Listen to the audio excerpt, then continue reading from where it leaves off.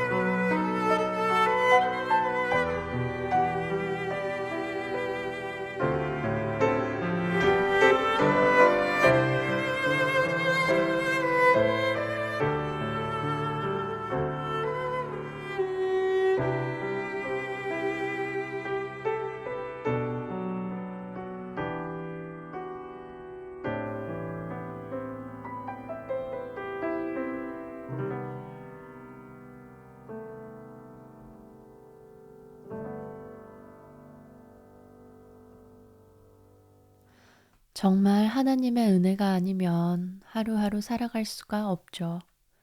빙글빙글 돌던 선풍기가 딱 멈추는 그 순간, 삶의 문제들이 도저히 내 힘으로 해결이 안 되는 그때, 그제서야 깨닫죠. 아, 전원이 꺼져 있었구나. 그런데 지난 날을 돌아보면 하나님은 그 순간에도 늘 함께 하셨답니다. 그러니 지금도 당신 곁에 함께 하실 거예요. 오늘의 봄 6월 두 번째 시간입니다. 아브라함의 돕는 배필 사라의 이야기 이어서 나눕니다. 창세기 12장 9절에서 20절 말씀 읽어드릴게요.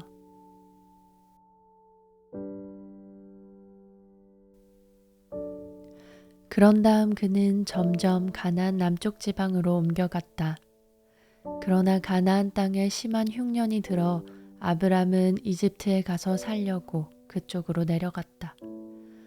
그런데 그는 이집트에 가까이 갔을 때 자기 아내 사레에게 이렇게 말하였다. 당신은 정말 아름다운 여자여. 이집트 사람들이 당신을 보면 당신이 내 아내인 줄 알고 나를 죽이고 당신은 살려줄 것이요. 그러니 당신은 그들에게 내 누이라고 말하시오. 그러면 당신 덕택에 내가 죽음을 당하지 않고 좋은 대접을 받게 될 것이요. 아브람이 이집트 땅에 들어갔을 때 이집트 사람들은 아브람의 아내를 보고 아름답다고 야단들이었다. 그리고 궁중 신하들도 그녀를 보고 그 아름다움을 바로왕에게 말하였으므로 그녀는 궁실로 안내되었다. 바로는 그 여인을 생각해서 아브람을 후하게 대접하고 그에게 양과 소와 나귀와 남녀 종들과 낙타를 주었다. 그러나 여호와께서는 아브람의 아내 사레의 일로 바로와 그의 집안에 무서운 재앙을 내리셨다. 그래서 바로가 아브람을 불러 말하였다. 네가 어째서 나에게 이런 짓을 하였느냐? 그 여인이 내 아내라고 왜 나에게 말하지 않았느냐? 어째서 내가 그녀를 누이라고 하여 내가 그녀를 데려다가 내 아내로 삼게 하였느냐? 자, 내 아내가 여기 있으니 데리고 가거라. 그러고서 바로가 신하들에게 명령하자 그들이 아브람을 그의 아내와 함께 모든 소유를 이끌고 나라 밖으로 나가게 하였다.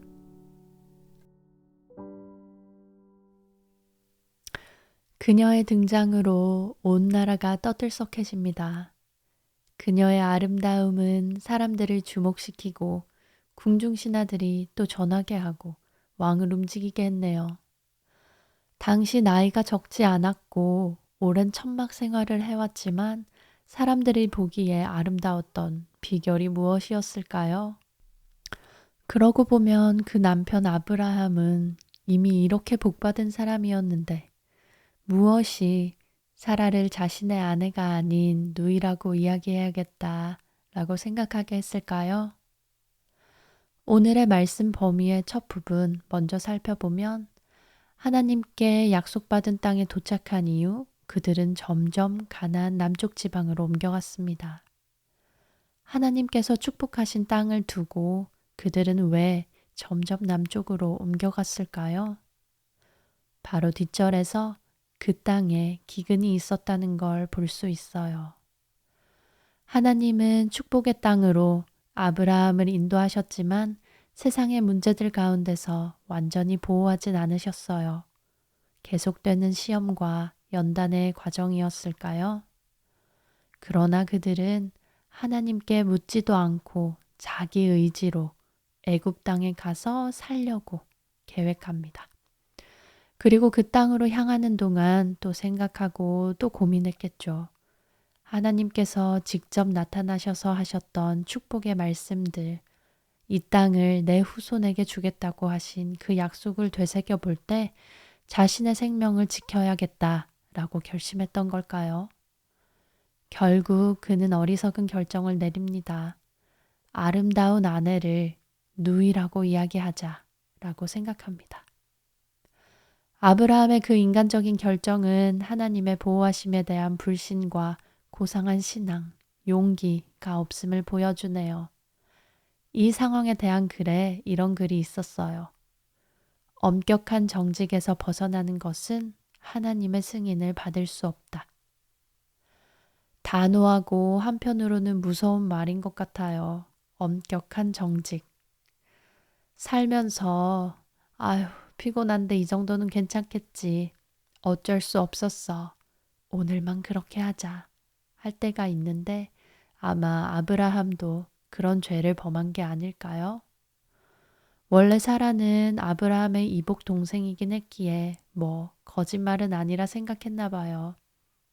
고대 이집트에서는 권력자들이 남의 아내를 빼앗기 위해 남편을 죽이는 일이 심심치 않게 일어났다던데 목숨을 잃을까 겁이 나기도 했을 거예요. 하나님의 목적과 약속을 내 힘으로 지켜야 한다고 생각했던 것 같아요. 나의 안목과 나의 지혜를 의지했던 거죠. 어찌되었건 그의 결정 때문에 사라는 위태롭게 되었어요. 궁으로 들어가게 된 사라, 물론 인질이 아니니 호화로운 대접을 받았겠죠. 어둡고 침침하고 먼지 묻은 천막이 아니라 바람에 흩날리는 커튼, 벽과 지붕이 있는 튼튼하고 안전한 건물 안, 온갖 맛있는 음식들이 펼쳐진 식탁에 멋진 풍경까지. 사라는 그 낯선 왕궁의 창가에서 외롭게 서서 무슨 생각을 했을까요? 당신은 아름다운 여자요. 라는 달콤한 말 뒤에 이어졌던 그의 목소리가 계속 떠올랐을 것 같기도 해요. 날 외롭게 한 그의 결정이 그녀에게 상처가 되었을지, 자신을 지키지 않은 남편에 대한 원망의 마음이 있었을지, 아니면 사랑하는 남편의 의견을 존중하고 하나님의 사명을 위한 희생이라 위로하고 마음을 다독였을지 모르겠네요. 남편의 의견에 내가 먼저 하나님께 물어보자고 말했더라면 하고 후회하고 있었을 수도 있겠네요. 얼마 동안 시간이 흘렀을지 모르겠지만 갈대아 우르에서만큼 편안하고 안락한 그곳에 머무르면서 인생이 주마등처럼 스쳐 지나갔을 것 같아요. 그러나 하나님께서는 그녀를 위해 직접 일하시길 택하셨습니다. 바로왕의 집안에 재앙을 내리시고 사라를 남편에게 돌려보내게 만드셨어요. 아마 사라는 그곳에서 좀 더 잠잠히 하나님의 응답을 기다리고 있었던 것 같네요. 사라의 아름다움은 외모에만 있는 것이 아니었나 봅니다. 하나님께서도 그녀를 아름답게 사랑스럽게 보셨으니까요. 내가 보는 것은 사람과 같지 아니하니 사람은 외모를 보거니와 나 여호와는 중심을 보느니라 라고 하셨던 말씀이 생각나네요. 하나님께는 그녀가 사랑스러울 충분한 이유가 있었어요. 바로 그녀의 마음에 하나님을 따르는 믿음이 있었다는 것. 그녀는 하나님의 소중한 자녀였다는 것. 지은이가 자기 옛날 사진, 지금도 애기면서 자기가 애기 때라며 더 아기 때 동영상을 보는 걸 되게 좋아하는데요. 옆에서 같이 보다 보면 정말 문득, 어머, 너무 작고 귀엽긴 한데, 이렇게 못생겼었어? 할 때가 있어요. 그땐 진짜 그 작은 아이가 너무 이쁘고 사랑스러워서 다리에 눕혀놓고서도 목이 빠지도록 내려다보곤 했는데 지금 다시 보니 머리카락도 별로 없고 그나마 있는 머리도 드문드문 빠져서 지저분하고 코도 괜히 낮은 것 같고 눈도 기억보다 더 작은 것 같고 그러다 또 옆에 앉은 지은이를 보면 그 영상을 보면서 희죽거리는 모습이 봐도 봐도 사랑스럽고 가끔은 떼쓰고 통곡하는 찡그린 얼굴도 귀엽고 통통한 볼따구에 하는 뽀뽀는 왜 해도 해도 모자란 걸까요? 내 자식이라는 이유 하나만으로 또 나를 엄마라고 부르는 그 목소리 하나만으로도 충분히 사랑스럽더라고요. 아마 하나님도 같은 사랑으로 저를 사랑해주고 계시겠죠? 어쩌면 이보다 더 클지도 모르겠네요. 여전히 인간적인 안목으로 이 세상의 문제를 맞이하고 수십 번 하나님의 인도를 경험했지만 오늘 또 내 마음대로 발걸음을 내딛더라도 자녀된 사라를 사랑스럽게 보시고 직접 손 내밀어 위기에서 구하시는 하나님.